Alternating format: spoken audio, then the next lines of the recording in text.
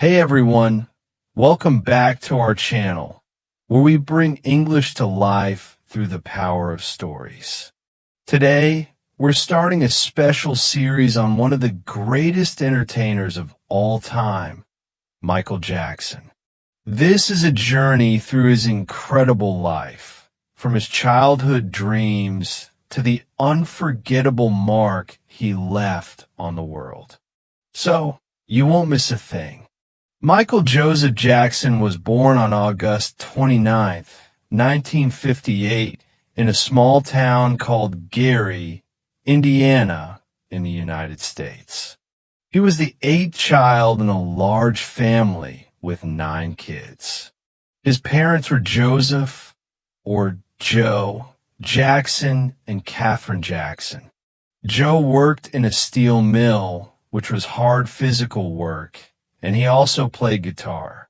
Catherine loved to sing and played the piano. Michael had 5 brothers, Jackie, Tito, Jermaine, Marlon, and Randy, and 3 sisters, Rebby, Latoya, and Janet. From a young age, Michael loved music and dancing. He grew up in a house filled with music because his mother loved to sing, and his father, Joe, encouraged his kids to practice music every day. In fact, Joe was strict, sometimes too strict. He wanted his children to succeed, and he pushed them hard. Sometimes, Joe's way of pushing his children was harsh, and this strictness made Michael very serious about his dreams from a young age. Michael's big break started when he was just 6 years old. His father noticed how talented Michael was, not only as a singer but also as a dancer. Joe had already started a band with Michael's older brothers called the Jackson Brothers, but when he saw Michael's talent, he decided to make him the lead singer, even though he was the youngest. In 1964, the group changed its name to the Jackson 5. Michael's voice was strong, and he had an amazing presence on stage, even as a young boy. He danced, sang, and entertained with so much energy that people couldn't believe he was only a child. He had a magical way of connecting with the audience that left them in awe. The Jackson 5 began performing in small clubs and talent shows, and they quickly became popular. They practiced every single day, often for hours. They performed all over Indiana and Illinois, and each show helped them grow in confidence. It wasn't long before they caught the attention of music producers. In 1968, the Jackson 5 got a chance that would change their lives. They auditioned for Berry Gordy, the head of Motown Records, a famous music company known for discovering stars. Gordy was impressed with the group's energy and Michael's talent as a singer and dancer.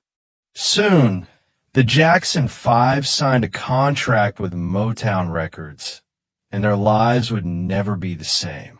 Under Motown, the Jackson 5 recorded their first single, I Want You Back, in 1969. When the song was released, it quickly became a huge hit, reaching number 1 on the charts. Imagine a young Michael Jackson, just 11 years old, hearing his song played all over the radio. It was a dream come true. Their next few singles, ABC, The Love You Save, and I'll Be There, were also huge hits. The Jackson 5 became famous all over the United States and even around the world. People loved their music, their dancing, and especially young Michael, who stole the show with his powerful voice and charisma.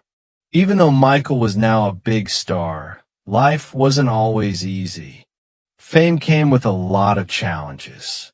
Michael had to work very hard, sometimes performing shows and recording songs almost every day.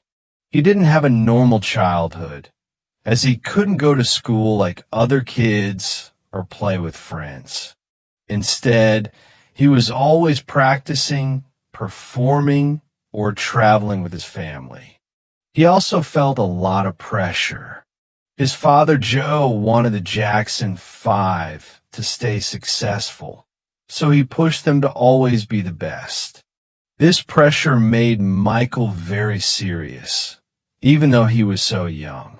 While he loved performing, he sometimes felt lonely because his life was so different from other kids his age. Even as a child, Michael dreamed of doing something bigger. He loved being part of the Jackson 5, but he also wanted to make his own music. He admired artists like James Brown and Stevie Wonder, who inspired him to reach for more. By the time he was a teenager, Michael started thinking about a solo career. He wanted to sing songs that reflected his own thoughts and emotions, but he wasn't sure if it would be possible. His family's group was so popular that the idea of breaking away seemed scary. As a teenager, Michael Jackson was becoming restless.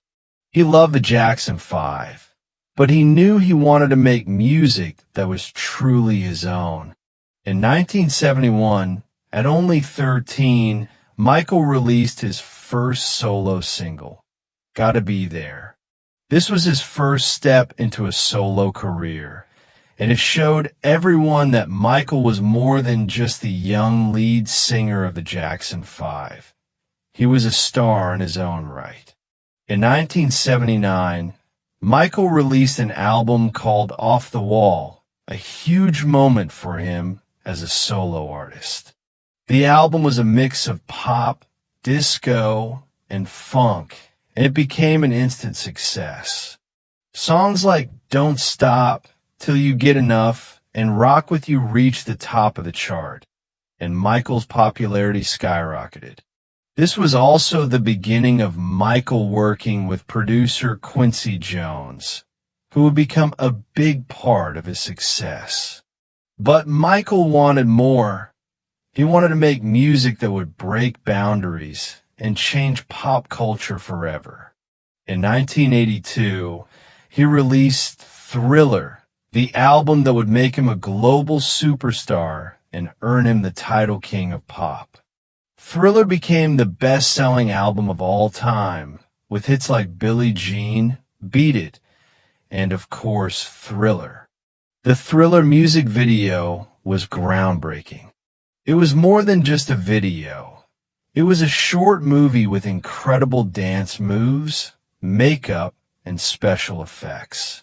The zombie dance became famous, and people all around the world tried to copy it.